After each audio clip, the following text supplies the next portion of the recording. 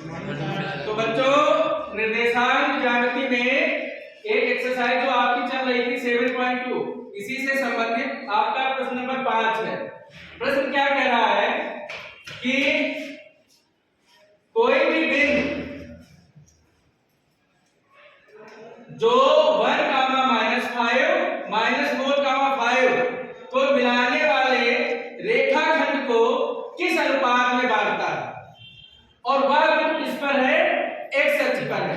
करें एक्स अक्ष का वह बिंदु जो इन दोनों बिंदुओं को मिलाने वाले रेखाखंड को M1 और M2 के अनुपात में बांटता है, इसे हमें ज्ञात करना है। तो बच्चों आपको पता है कि एक्स अक्ष का अगर हम कोई भी बिंदु लेते हैं तो उसका ऑर्डिनेट जिसको हम कहते हैं हिंदी में कोट, वो आपकी शून्य होती है, 0 होती है।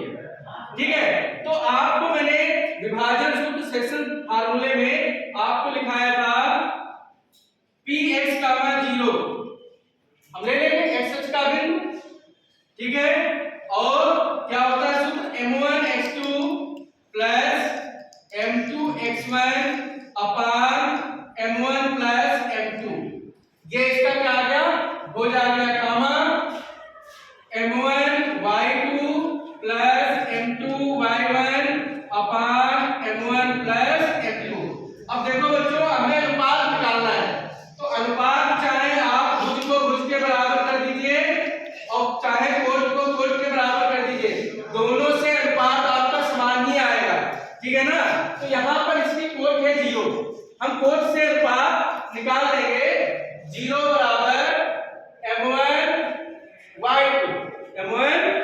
y2 प्लस m2 y1 अपान m1 प्लस m2।